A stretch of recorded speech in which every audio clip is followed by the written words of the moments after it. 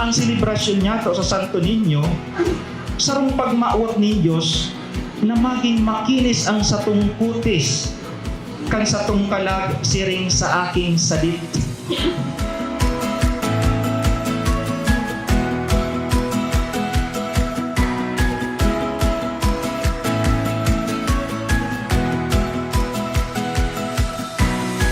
Ngayon po yung kapiestahan ng Santo Niño.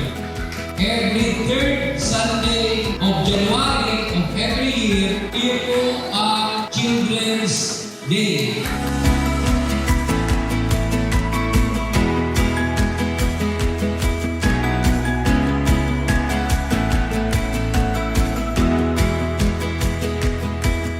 Hinahagad niya mo, Senyor Santo Niño, liwanagi ang samong isip, pakusuga ang samong buot, linigi ang samong hawak, pabanala ang samong kalag.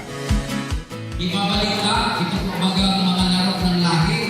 Ngunit po ipapamatik sa inyo dinaray, itong mga kawat, katong kinawat ni kanto na Vice Mayor Lenny Diasis, ni Councilor Omar Binoque, para po may kaligtan itong tradisyon ng mga kawat at mga Pilipino. Matugang, ini ang Santo Niño.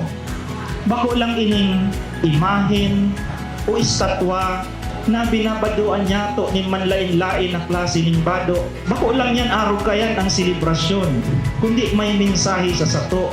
Ang iba kadaklan na beses, kinakaagantang bado na kulay green, takno, kulay dolyar, tangani dakit ang magyaman.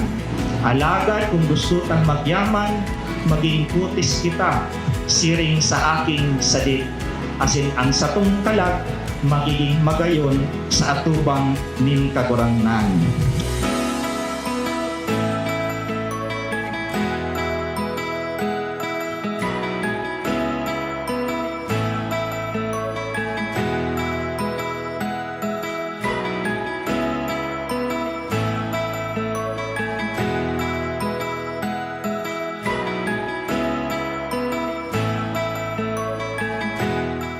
Ang mensahe ni Kristo, pantay kita sa dignidad bilang mga nilalang ng Diyos.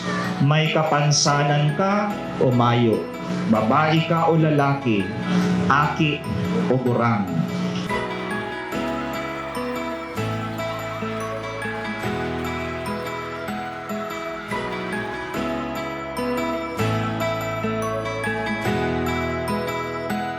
Araw sa Santo Niño, mga tugang, kita susulutan kan dignidad bilang mga akit ng Diyos sa saiyang kahadian. Ini ang satuyang sinisilibrar ngunyan.